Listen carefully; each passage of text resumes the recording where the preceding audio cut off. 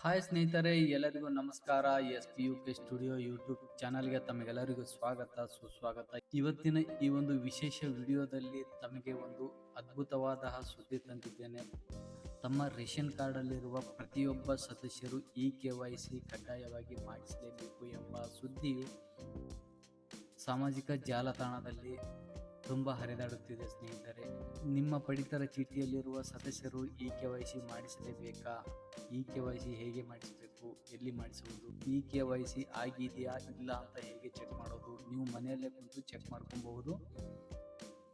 ನಿಮ್ಮ ರೇಷನ್ ಕಾರ್ಡ್ಗೆ KYC ಆಗಿದೆಯಾ, ನಿಮ್ಮ ಎಲ್ಲ ಸದಸ್ಯರು ಸರಿಯಾಗಿದೆಯಾ, ನಿಮ್ಮ ರೇಷನ್ ಕಾರ್ಡ್ ಸರಿಯಾಗಿ ಇದೆಯಾ, ನಿಮ್ಮ ರೇಷನ್ ಕಾರ್ಡ್ಗೆ ಕರೆಕ್ಟಾಗಿ ರೇಷನ್ ಬರ್ತಿದೆಯಾ, ನಿಮ್ಮ ರೇಷನ್ ಕಾರ್ಡ್ ಚಾಲ್ತಿಯಲ್ಲಿ ಇದೆಯಾ, ನಿಮ್ಮ ರೇಷನ್ ಕಾರ್ಡಲ್ಲಿ ನಿಮ್ಮ ಪಡಿತರ ಚೀಟಿಯಲ್ಲಿ ಯಾರ್ದಾದ್ರೂ KYC ಪೆಂಡಿಂಗ್ ಇದೆಯಾ ಅಂತ ನಿಮ್ಮ ಮೊಬೈಲ್ನಲ್ಲೇ ಚೆಕ್ ಮಾಡಿಕೊಳ್ಳಬಹುದು. ಸ್ನೇಹಿತರೆ, ನನಗೆ ಈ ಒಂದು ವಿಡಿಯೋದಲ್ಲಿ ಡೀಟೇಲ್ ಆಗಿ ಹೇಳ್ಕೊಡ್ತೀನಿ. ಸ್ನೇಹಿತರೆ, ಇವಾಗ ವಿಡಿಯೋ ಶುರು ಮಾಡೋಣ. ವಿಡಿಯೋ ಶುರು ಮಾಡೋದಕ್ಕಿಂತ ಮುಂಚೆ ನಮ್ಮ ಚಾನಲನ್ನು ಯಾರು ಸಬ್ಸ್ಕ್ರೈಬ್ ಮಾಡದೆ ಫಸ್ಟ್ ಟೈಮ್ ನೋಡ್ತಾ ಇದ್ದೀರಾ, ಪ್ಲೀಸ್ ನಮ್ಮ ಯೂಟ್ಯೂಬ್ ಚಾನಲನ್ನು ಸಬ್ಸ್ಕ್ರೈಬ್ ಮಾಡಿ. ಇದೇ ಥರ ವಿಡಿಯೋಗಳನ್ನು ಹಾಕ್ತಾ ಇರ್ತೀನಿ.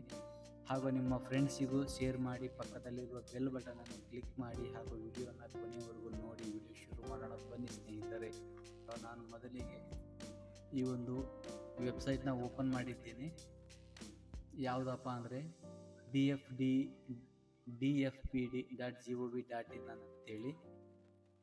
ಈ ವೆಬ್ಸೈಟು ಸಂಪೂರ್ಣ ಸೆಂಟ್ರಲ್ ಗೌರ್ಮೆಂಟ್ ವೆಬ್ಸೈಟ್ ಆಗಿದ್ದು, ನಮ್ಮ ಕರ್ನಾಟಕ ಸರ್ಕಾರದಲ್ಲ, ಸೆಂಟ್ರಲ್ ಗೌರ್ಮೆಂಟ್ ವೆಬ್ಸೈಟ್ ಇದು. ಈ ವೆಬ್ಸೈಟ್ ಒಳಗಡೆ ಆಹಾರದ್ದು, ರೇಷನ್ದು ಎಲ್ಲ ಸೆಂಟ್ರಲ್ದು ಎಲ್ಲ ಡೀಟೇಲ್ಸ್ ಎಲ್ಲ ಇದರಲ್ಲೇ ಇರ್ತವೆ. ಈ ಸೆಂಟ್ರಲ್ ವೆಬ್ಸೈಟ್ ಮೂಲಕ ನೀವು ಸೆಂಟ್ರಲ್ ವೆಬ್ಸೈಟ್ ಓಪನ್ ಮಾಡಿ, ಕೆಳಗಡೆ ಇಲ್ಲಿ ಆ್ಯಪ್ ಕೊಟ್ಟಿರ್ತಾರೆ. ಕೆಳಗಡೆ ಇದೆ ನೋಡ್ರಿ, ಮೇರಾ ರೇಷನ್ ಅಂತ. ಇದು ಆ್ಯಪ್ನ ಡೌನ್ಲೋಡ್ ಮಾಡ್ಕೊಬಹುದು. ನೀವು ಈ ಆ್ಯಪ್ ಮುಖಾಂತರ ನೀವು ನಿಮ್ಮ ಮನೆಯಲ್ಲಿ ಕುಳಿತು ರೇಷನ್ ಸರಿಯಾಗಿದೆಯಾ, ನಿಮಗೆ ರೇಷನ್ ಕರೆಕ್ಟಾಗಿ ಬರ್ತಾ ಇದೆಯಾ, ನಿಮಗೆ KYC ನಿಮ್ಮ ಎಲ್ಲ ಸದಸ್ಯರದ್ದು KYC ಆಗಿದೆಯಾ ಇಲ್ವಾ, KYC ಮಾಡಿಸಬೇಕಾ ಚೆಕ್ ಮಾಡಿಕೊಳ್ಳಬಹುದು. ಈ ಒಂದು ಆ್ಯಪ್ ಡೀಟೇಲ್ಸನ್ನು ಈ ಒಂದು ವಿಡಿಯೋದಲ್ಲಿ ನೋಡೋಣ. ನಾನು ಇನ್ಸ್ಟಾಲ್ ಮಾಡ್ಕೊಬೇಕಂದ್ರೆ ಇದಕ್ಕೆ ಮೊಬೈಲ್ ಇರಬೇಕು. ಮೊಬೈಲಲ್ಲಿ ಇನ್ಸ್ಟಾಲ್ ಮಾಡಬೇಕು, ಸಿಸ್ಟಮಲ್ಲಿ ಇದು ಬರಲ್ಲ. ನಾನು ಮೊಬೈಲ್ನಲ್ಲೇ ನಿಮಗೆ ಮಾಡಿ ತೋರಿಸ್ತೀನಿ. ಮೊಬೈಲಲ್ಲಿ ಓಪನ್ ಮಾಡಿ ತೋರಿಸ್ತೀನಿ. ಸ್ನೇಹಿತರೆ, ಪಡಿತರ ಚೀಟಿಯಲ್ಲಿರುವ ಎಲ್ಲ ಸದಸ್ಯರು KYC ಮಾಡಿಸಲೇಬೇಕು. ಎಲ್ಲ ಸದಸ್ಯರದು KYC ಆಗಿರಲೇಬೇಕು. ಅಂದರೆ ಮಾತ್ರ ನಿಮಗೆ ರೇಷನ್ ಬರುವುದು. ಇಲ್ಲವಾದರೆ ರೇಷನ್ ಬರೋದಿಲ್ಲ. ಯಾರ್ದಾದ್ರೂ KYC ಆಗಿರಲ್ಲ ಅಂದರೆ ಕಂಪಲ್ಸರಿಯಾಗಿ KYC ಮಾಡಿಸಲೇಬೇಕು. ಯಾಕಪ್ಪ ಅಂದರೆ ಮತ್ತೆ ಬೇರೆ ಕಡೆ ಬಿಟ್ಟೋದವ್ರದ್ದು, ದುಡಿಯಕ್ಕೆ ಹೋದವ್ರದ್ದು, ಸತ್ತವ್ರದ್ದು, ಆಮೇಲೆ ಮದುವೆ ಆಗಿ ಹೋದವ್ರದ್ದು ಹಾಗೆ ಉಳಿದಿರುತ್ತೆ. ಹಾಗಾಗಿ ಮತ್ತೆ ಈಗ KYC ಕಂಪಲ್ಸರಿಯಾಗಿ ಅಪ್ಡೇಟ್ ಮಾಡಲೇಬೇಕು ಎಂಬ ಸುದ್ದಿ ಹರಿದಾಡುತ್ತಿದೆ, ಜಾಲತಾಣದಲ್ಲಿ ಹರಿದಾಡುತ್ತಿದೆ.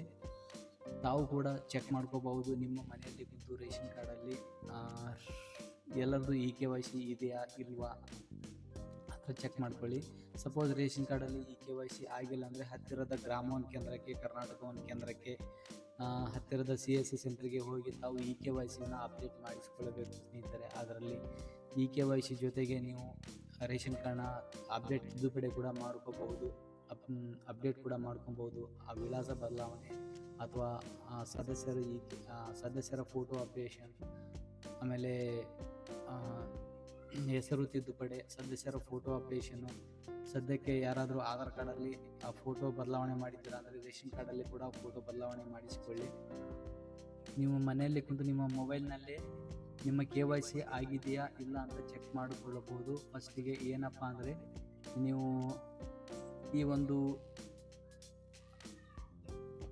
ಈ ಒಂದು ವೆಬ್ಸೈಟ್ ಮುಖಾಂತರ ಕೂಡ ನೀವು ಆ್ಯಪನ್ನು ಡೌನ್ಲೋಡ್ ಮಾಡಿಕೊಳ್ಳಬಹುದು.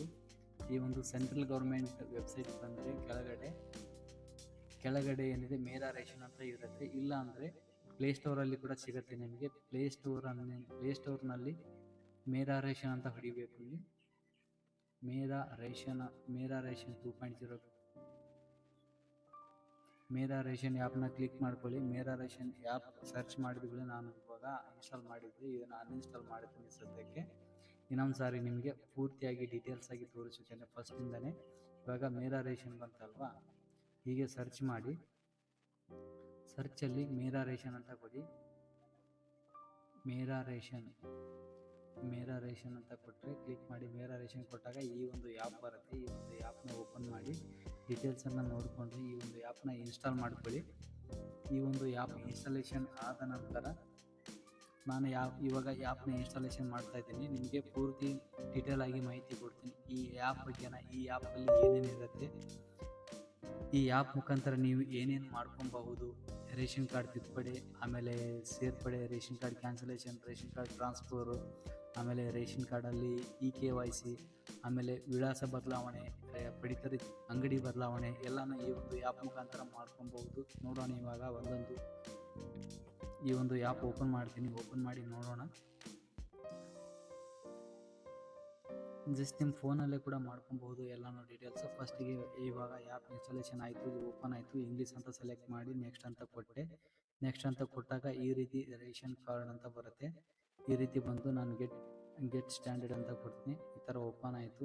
ಜಸ್ಟ್ ನಿಮ್ಮದು ಇಲ್ಲಿ ಆಧಾರ್ ಕಾರ್ಡ್ ಒಬ್ಬರದ್ದು ಹಾಕಿ, ಯಾರಾದರೂ ಮನೆಯಲ್ಲಿ ಒಬ್ಬರದ್ದು ಯಾರಾದರೂ ರೇಷನ್ ಆಧಾರ್ ಕಾರ್ಡ್ ನಂಬರ್ ಹಾಕಿ. ನಾನು ನಂಬರ್ನ ಹಾಕ್ತಾ ಇದ್ದೀನಿ ಇವಾಗ ನಾನು ನಂಬರ್ ಹಾಕಿದೆ. ನಂಬರ್ ಹಾಕಿದ ತಕ್ಷಣ ಕೆಳಗಡೆ ಕ್ಯಾಪ್ಚಾ ಅಂತ ಇರುತ್ತೆ. ಕೆಳಗಡೆ ಕ್ಯಾಪ್ಚಾನ ಕ್ಲಿಕ್ ಮಾಡ್ಕೊಳ್ಳಿ. ಅಲ್ಲಿ ಏನು ಕೊಟ್ಟಿರ್ತಾರೋ ಅದನ್ನು ಪಕ್ಕದಲ್ಲಿ ಹಾಕಿ, ಪ್ಲಸ್ ಆಮೇಲೆ 0Y3V ಕ್ಯಾಪ್ಚಾನ ಹಾಕಿ ಲಾಗಿನ್ ವಿತ್ OTP ಅಂತ ಕೊಡಿ. ನಿಮ್ಮ ಆಧಾರ್ ಕಾರ್ಡ್ಗೆ ಲಿಂಕ್ ಆಗಿರುವ ಮೊಬೈಲ್ ನಂಬರ್ಗೆ ಒಂದು OTP ಹೋಗುತ್ತೆ. ಆ OTPನ ಎಂಟ್ರ್ ಮಾಡಿ. ಇಲ್ಲಿ ಇವಾಗ OTP ಬಂತು ನೋಡು. ನಾನು ಡೈರೆಕ್ಟ್ ಅಲೋ ಮಾಡಿದೆ ಅಂದರೆ ನನಗೆ ಡೈರೆಕ್ಟ್ ವೆರಿಫಿಕೇಷನ್ ಆಟೋಮೆಟಿಕ್ ಬರುತ್ತೆ. ನಾನು ಆಟೋಮೆಟಿಕ್ ಅಂತ ಇಟ್ಟಿದ್ದೀನಿ. ಯಾವುದೇ OTP ಬಂದರೂ ಅಲೋ ಬಟನ್ ಜಸ್ಟ್ ಎಂಟ್ರ್ ಆಗಿಬಿಡ್ತೈತೆ. OTP ಬಂತು. OTPನ ಎಂಟ್ರ್ ಮಾಡಿ ವೆರಿಫೈ ಅಂತ ಕೊಡಿ. ಕೆಳಗಡೆ ವೆರಿಫೈ ಕೊಟ್ಟಿದ ತಕ್ಷಣ OTP ವೆರಿಫೈಡ್ ಸಕ್ಸಸ್ಫುಲ್ ಅಂತ ಬರುತ್ತೆ. ಇದನ್ನು ಓಕೆ ಮಾಡಿ. ಆಮೇಲೆ ನೀವು ಇಲ್ಲಿ ಕ್ರಿಯೇಟ್ MPIN ಅಂತ ಬರುತ್ತೆ. ನೀವು MPIN ಕ್ರಿಯೇಟ್ ಮಾಡ್ಕೊಬೋದು, ಇಲ್ಲಾಂದರೆ ಸ್ಕಿಪ್ ಮಾಡ್ಬೋದು. ನಾನು ಇವಾಗ ಸ್ಕಿಪ್ ಮಾಡ್ತಾ ಇದ್ದೀನಿ. ನಾನು ಯಾವುದೇ MPIN ಕ್ರಿಯೇಟ್ ಮಾಡಲ್ಲ, ಸ್ಕಿಪ್ ಮಾಡ್ಕೊಂಡಿದ್ದೀನಿ. ಸ್ಕಿಪ್ ಮಾಡಿದಾದ್ಮೇಲೆ ಇಲ್ಲಿ ವೆಲ್ ಯೂಸಿಂಗ್ ದ ಆ್ಯಪ್ ಅಂತ ಕೇಳುತ್ತೆ. ಅಂದರೆ ಲೊಕೇಶನ್ ಕೇಳುತ್ತೆ. ಲೊಕೇಶನ್ ಅಲೋ ಅಂತ ಕೊಡಬೇಕಾಗತ್ತೆ. ಲೊಕೇಶನ್ ಅಲೋ ಅಂತ ಕೊಟ್ಟ ಮೇಲೆ ಈ ಥರ ನಿಮಗೆ ಶೋ ಆಗಿರುತ್ತೆ ಡ್ಯಾಶ್ಬೋರ್ಡಲ್ಲಿ ಏನೇನಿದೆ ಅಂದರೆ ಮ್ಯಾನೇಜ್ ಫ್ಯಾಮಿಲಿ ಡೀಟೇಲ್ಸ್ ಇರುತ್ತೆ, ರೇಷನ್ ಎಂಟಿಲ್ಮೆಂಟ್ ಅಂತಿರುತ್ತೆ, ಆಮೇಲೆ ಟ್ರ್ಯಾಕ್ ಮೈ ರೇಷನ್ ಅಂತಿರುತ್ತೆ, ಮೈ ಗ್ರೇವೆನ್ಸ್ ಅಂತ ಇರುತ್ತೆ, ಆಮೇಲೆ ಸೇಲ್ ರಿಸಿಪ್ಟ್ ಇದೆ, ಬೆನಿಫಿಟ್ ರಿಶೀವ್ಡ್ ಫ್ರಮ್ ಗೌರ್ಮೆಂಟ್ ಅಂತಿದೆ. ಆಮೇಲೆ ನಿಯರ್ ಬೈ FPS ಶಾಪ್ಸ್ ಅಂತ ಅಂದರೆ ಫುಡ್ ಆಫೀಸ್ ನಿಯರ್ ಬೈ ಎಲ್ಲೆಲ್ಲಿದೆ ತೋರಿಸುತ್ತೆ ನಿಮಗೆ. ಈ ಲಿಂಕ್ ಸರ್ಚ್ ಮಾಡಿ ನೋಡ್ಕೊಬಹುದು. ಎಲ್ಲೆಲ್ಲಿ ನಿಮ್ಮ ಹತ್ತಿರದಲ್ಲಿ ಯಾವ ಅಂಗಡಿ ಇದೆ ಎಲ್ಲ ತೋರಿಸುತ್ತೆ. ಅದಾದ ನಂತರ ಕೆಳಗಡೆ ನೀವು ರೇಷನ್ ಕಾರ್ಡ್ ಬೇಡ ಅಂದರೆ ಇಲ್ಲಿ ಸರೆಂಡರ್ ಮಾಡಬಹುದು. ನಮಗೆ ರೇಷನ್ ಕಾರ್ಡ್ ಬೇಕಾಗಿಲ್ಲ, ನಿಮಗೆ ಯಾರ್ದಾದ್ರು ಮನೆಯಲ್ಲಿ ಜಾಬ್ ಬಂದರೆ ನೀವೇ ಇದನ್ನು ರೇಷನ್ ಕಾರ್ಡ್ನ ಕ್ಯಾನ್ಸಲ್ ಮಾಡ್ಕೊಬೋದು, ಸರೆಂಡರ್ ಮಾಡ್ಬೋದು, ಇಲ್ಲಾಂದರೆ APL ಮಾಡ್ಕೊಬೋದು. ಕೆಳಗಡೆ ರೇಷನ್ ಕಾರ್ಡ್ ಟ್ರಾನ್ಸ್ಫರ್ ಅಂದರೆ ಒಂದು ಜಿಲ್ಲೆಯಿಂದ ಇನ್ನೊಂದು ಜಿಲ್ಲೆಗೆ ನೀವು ಟ್ರಾನ್ಸ್ಫರ್ ಕೂಡ ಮಾಡ್ಕೊಬೋದು. ನಮಗೆ ಬೇಕಾಗಿರೋದು ಇವಾಗ KYC. ನೀವು ಇಲ್ಲಿ ಮೇಲ್ಗಡೆ ಕ್ಲಿಕ್ ಮಾಡಿದರೆ ನಿಮಗೆ ಎಷ್ಟು ಜನ ಅದಾರ ಅಂತ ತೋರಿಸುತ್ತೆ. ಇಲ್ಲಿ ನೀವು ರೇಷನ್ ಕಾರ್ಡಲ್ಲಿ ಎಷ್ಟು ಜನ ಇದ್ದೀರಾ ತೋರಿಸುತ್ತೆ.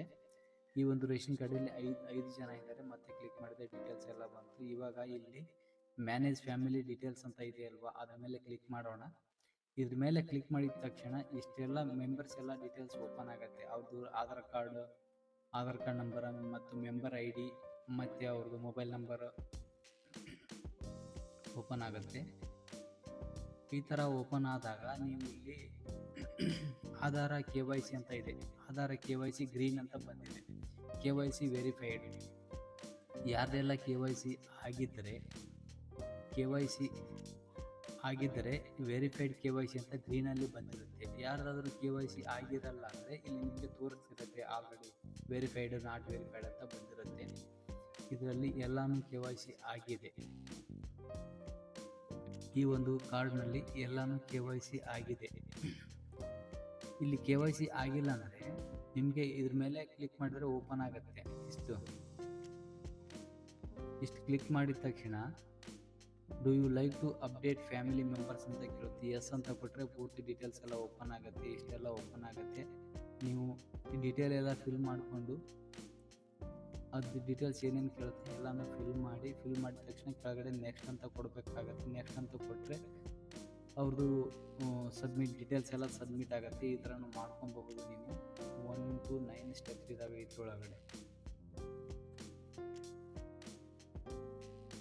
ಅದಾದ ನಂತರ ಇದು KYC ಆಯಿತು. ಇದರೊಳಗೆ ಎಲ್ಲಾನು KYC ಆಗಿದೆ ಸ್ನೇಹಿತರೆ. ಹಾಗಾಗಿ ಇದು ಓಕೆ. ಇವಾಗ ನೆಕ್ಸ್ಟ್ ಬಂದುಬಿಟ್ಟು ಕೆಳಗಡೆ ಟ್ರ್ಯಾಕ್ ಮೈ ರೇಷನ್ ಅಂದರೆ ನಿಮಗೆ ಎಷ್ಟು ರೇಷನ್ ಟ್ರ್ಯಾಕ್ ಮಾಡ್ಬೋದು. ಆಮೇಲೆ ರೇಷನ್ ಅಂಟಿಲ್ಮೆಂಟ್ ಅಂದರೆ ರೇಷನ್ ಎಷ್ಟು ಬರ್ತಾ ಇದೆ ನಿಮಗೆ, ತಿಂಗಳಕ್ಕೆ ಎಷ್ಟು ರೇಷನ್ ಬರುತ್ತೆ, ಎಲ್ಲ ಡೀಟೇಲ್ಸ್ ಎಲ್ಲ ಇಲ್ಲಿ ಇರುತ್ತೆ. ನಿಮಗೆ ನೋಡ್ಕೊಬಹುದು. ಎಷ್ಟು ಜನ ಇದ್ರಿ, ಇಲ್ಲಿ ರೇಷನ್ ಎಷ್ಟು ಬರುತ್ತೆ ಅಂತ ನೀವು ನೋಡ್ಕೊಬಹುದು. ಆಮೇಲೆ ಕೆಳಗಡೆ ಟ್ರಾನ್ಸ್ಫರ್ ರೇಷನ್ ಅಂತ ಇದೆ, ರೇಷನ್ ಕಾರ್ಡ್ ಟ್ರಾನ್ಸ್ಫರ್ ಅಂತ ಇದೆ. ಟ್ರಾನ್ಸ್ಫರ್ ಕೂಡ ಮಾಡ್ಕೊಬಹುದು. ನೀವು ಯಾವ ಡಿಸ್ಟಿಕ್ಕಿಂದ ಯಾವ ಡಿಸ್ಟಿಕ್ಗೆ, ಈ ಡಿಸ್ಟಿಕ್ಕಿಂದ ಬೇರೆ ಡಿಸ್ಟಿಕ್ಗೆ ಏನಾದರೂ ಹೋಗ್ಬೇಕಪ್ಪ ಅಂದರೆ ನೀವು ಮಾಡ್ಕೊಬೋದು. ಇಲ್ಲಿ ಬಿಟ್ಟು ಇಲ್ಲಿ ಫೈಲ್ ರೇಷನ್ ಕಾರ್ಡ್ನ ಅಪ್ಲೋಡ್ ಮಾಡಬೇಕು. ರೇಷನ್ ಕಾರ್ಡ್ ಫೋಟೋ ತೆಗೆದು ಅಪ್ಲೋಡ್ ಮಾಡ್ಕೊಬೇಕಾಗುತ್ತೆ. ಅಪ್ಲೋಡ್ ಮಾಡಿಕೊಂಡು ಕ್ಯಾಮ್ರಾ ಅಥವಾ ಗ್ಯಾಲರಿಯಿಂದ ತೊಗೊಂಡು ಅಪ್ಲೋಡ್ ಮಾಡಿ ಇಲ್ಲಿ ಫೈಲ್ನ ಟಿಕ್ ಕೊಟ್ಟು ಸಬ್ಮಿಟ್ ಮಾಡ್ಕೊಬೇಕಾಗತ್ತೆ. ಅಂದರೆ ಇಲ್ಲಿ ಡಿಸ್ಟ್ರಿಕ್ಟ್ ಫ್ರಮ್ಮು ಡಿಸ್ಟ್ರಿಕ್ಟ್ 2 ಅಂತ ಕೊಟ್ಟಿದ್ದಾರಲ್ವಾ, ಈ ಡಿಸ್ಟಿಕ್ಕಿಂದ ಈ ಡಿಸ್ಟಿಕ್ಗೆ ನಿಮ್ಮ ರೇಷನ್ ಕಾರ್ಡ್ ಟ್ರಾನ್ಸ್ಫರ್ ಆಗುತ್ತೆ.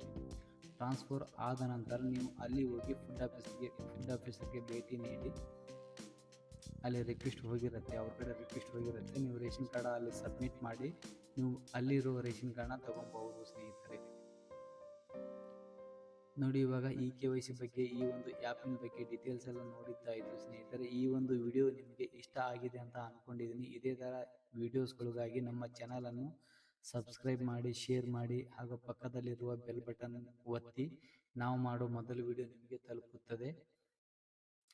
ಮತ್ತೆ ಸಿಗೋಣ ಮುಂದಿನ ವಿಡಿಯೋಗಳಲ್ಲಿ ಸ್ನೇಹಿತರೆ. ಧನ್ಯವಾದಗಳು.